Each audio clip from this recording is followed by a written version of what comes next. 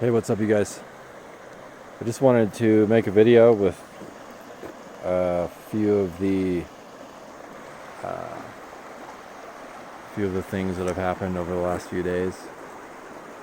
But first, this is like the Gallatin River right here. This is like, I don't know, a quarter mile, like just a short walk away from this tree house that we rented, which I'll be showing you guys. And I'm gonna have to make this quick because my battery's dying. But yeah, here. I think it's really pretty. It's really nice.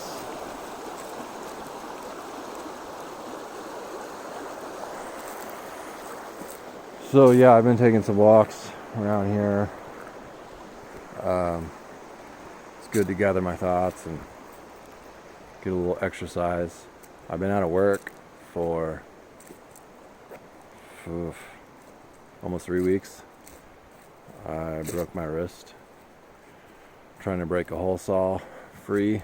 I had a hole saw on my hammer drill, and it got stuck in a 2x6, and I was trying to break it free, and it kind of like broke me free. So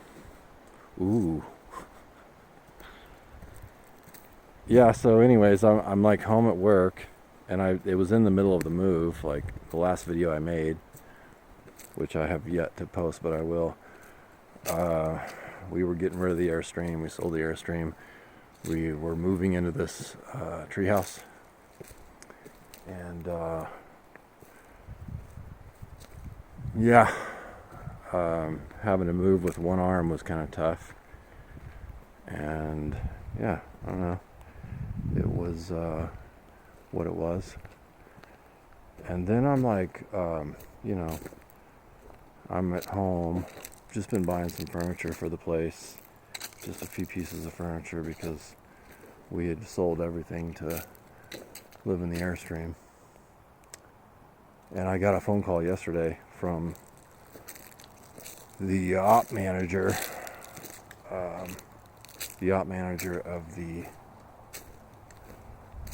of the job site that I was working at, and he basically informed me that they were letting me go. So I was like, can you give me any specific examples why? And it was pretty vague, like, I don't know, pretty vague stuff. I asked him why they didn't, like, why there was no disciplinary this or that, why no one pulled me aside, and I don't know, it was just out of the blue. But I either was not cutting it or I broke my wrist. I'm absolutely sure of one. So yeah, I mean, I've got some friends in the trade, so I called in. I was like, dude, what is this? Like, everything was going fine, and then I broke my wrist, and they let me go. And friends of mine like clarified to me that's just the nature of the business, dude. If you didn't break your wrist, you'd still be working. And I don't know, maybe that's true, maybe it's not, I don't know. Either way, I did a quick past inventory, like an inventory of my past jobs, and was thinking about the RV place, the first RV place where I lived and worked in Grover Beach by Pismo Beach in Cali. And that went great for a year and a half. It got me back in the workforce. It's just, I mean, it was perfect, really. But then my manager, like, got screwed over by them. Totally overqualified for the job. Best boss I've ever had. Just a super great guy. It was like that movie, The Tao of Steve. Like, that was him. And his name was Steve. Wonderful person. And like, they screwed him over on his taxes. They like paid for his medical for a few years, and then was like, oh, sorry, we filed your taxes wrong, and we're going to give you a bonus, but you're going to need every bit of it because you're going to owe $20,000 in back taxes. So just completely screwed him over,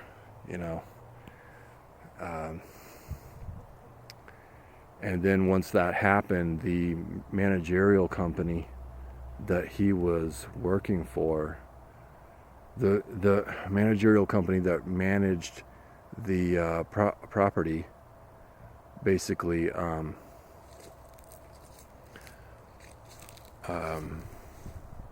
sorry, they basically fired, I mean, they screwed him over on his taxes, and then like he was just, you know, crushed, so he quit. The people who he reported to were full-blown shitbirds. So we found that out really quick. Within like a month or two, 3 of us were in a lawsuit with them just because of the abuse and the crazy ass shit that happened.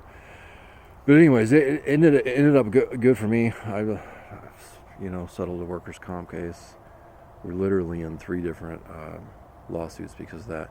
Went to the new RV park, and I'm there for a few months. I worked through summer, and it worked out until they started asking me to basically allow them to put a gun to my head and pull the trigger each day to take my temperature, and to make me fill out questionnaires and wear masks, which I don't do any of those things.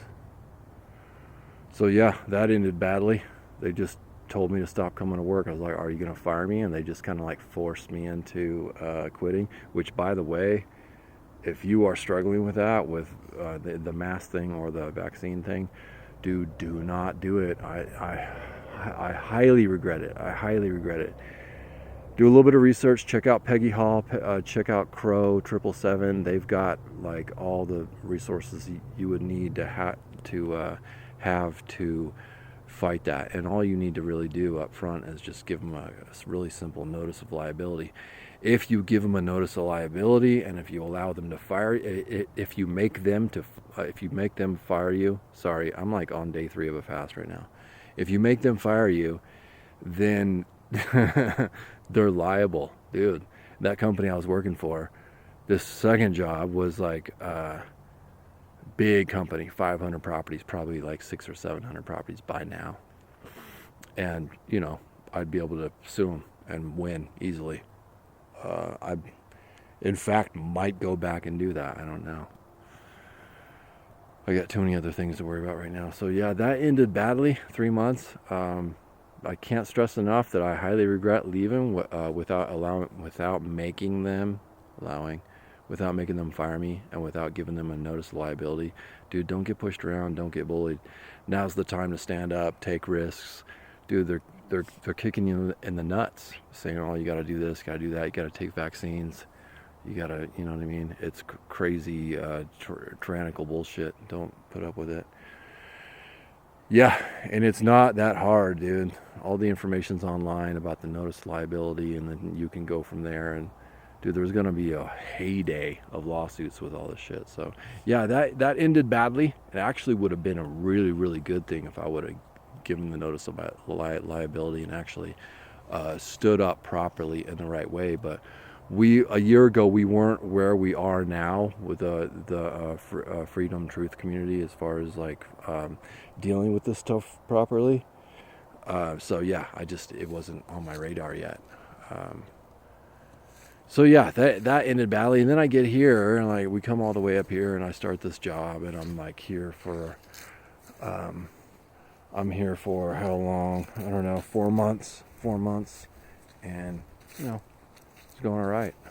Busted my ass for these people, and broke my wrist, and dude, as soon as I broke my wrist, everything changed. The energy of all of it changed. It was like the office manager it just flip-flopped, dude. Instead of being like, oh, are you all right? Like, let's get you some help, she was like, okay, what's your plan? You gotta go to the doctor. I need the paperwork. And yeah, dude, I don't know. It's kind of telling. And then 2.5 weeks, 3 weeks later, I get fired. So yeah, that brings me, and that just happened yesterday. So kind of felt like a kick in the dick, because we were planning on overwintering here, and working that job until we are able to at least go and check out northern Idaho, which is where we still feel called to. So yeah, the most important thing I felt yesterday that I wanted to share was like, oh, it's time to pivot. It's time to course correct. Like, I most definitely can't get stuck in a pity party right now. I need the leverage of all my dollars. I need the leverage of like a strong spiritual state and not a self-pity state. So I pivoted, course corrected. I called some friends. I got some advice, and started to turn that energy around. And I'm not going to let you guys know my plans, because I try not to do that. I try to just do things before I tell people I'm going to do them, because if you tell people you're going to do them, you get the dopamine hit, and sometimes you end up not doing them because you already got the dopamine hit. Like, why would you actually do it? So, but I do have some plans in the works, I think some decent plans, some sane and sound ideas to put into place. But my buddy was like, hey, maybe you should check out Rich Dad, Poor Dad. And he had brought that up before. I just didn't have the willingness to do so. So I'm listening to that book.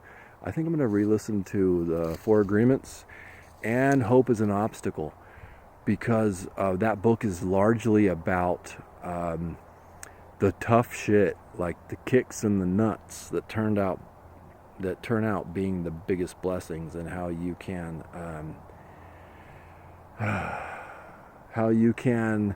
turn shitty shit into great shit.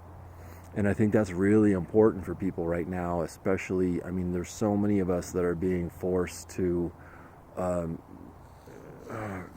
that are, I don't like that word, that are being coerced or pressured to comply with tyrannical, unwise and unsound actions as far as our bodily autonomy is concerned.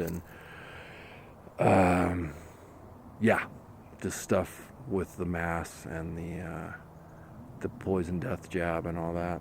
So instead of like feeling despair, like, oh my God, I went to school for this, I've been in this place for years, now they want me to take a experimental gene therapy into my bloodstream to be able to continue to come to work. It's fucking crazy.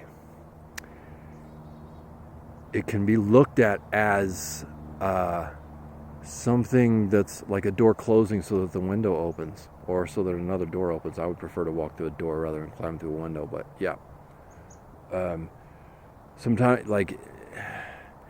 Sometimes it can be helpful to remember that things don't happen to us, they happen for us, and that God's got a plan. And very, very, very good book, Hope is an Obstacle. So I'm gonna re-listen to that and use this time, because I'm not even gonna be able to work for another, I don't know how long. I got cleared for light duty 2.5 weeks ago, but they didn't place me. They didn't find a spot for me for whatever reason. It doesn't matter.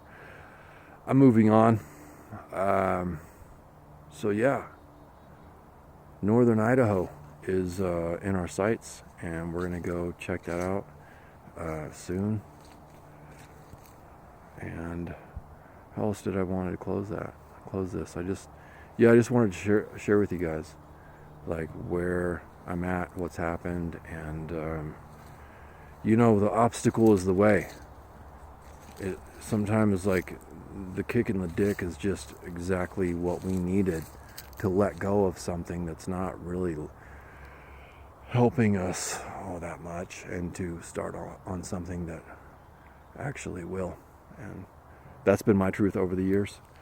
I don't want to make this too long. It's already way, way, way too long. I hope you guys are doing great. I'm actually syncing my channel to Library right now, because I just want to have my content on another platform. I like Library better than YouTube. And I will upload this as soon as I can. I'm just trying to get those videos uploaded so that when I upload these, they will be in order. I hope you guys are doing good. I hope some of these book suggestions might help you. They're already helping me. I'm in a totally different place today than I was yesterday, listening to Rich Dad, Poor Dad, and actually deciding to go back and educate myself and get some financial literacy. Yeah, don't put the cart before the horse, I guess. Anyways, we're all going to be okay. It's so crazy. All the shit that's happening is just so insane. It's so insane. But we also have been meeting up with fellow Bears. I think I've mentioned before maybe that I'm a fan of Owen Benjamin.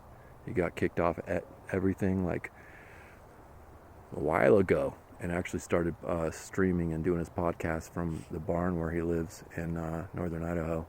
And he's been creating a bunch of stuff like the Beartaria Times app, where you can go sign up and you can just like meet up with like-minded people. Like we did one like a week and a half, 2 weeks ago, where we did a hike, and it's just like, it was like time being rewound to 1990s. Everyone could speak their mind. It was just like-minded people, just very, very heavenly, actually. Grateful to God for that. So yeah, you might want to check out Owen Benjamin too. Crushing it, absolutely crushing it. Curtis Stone, the urban farmer.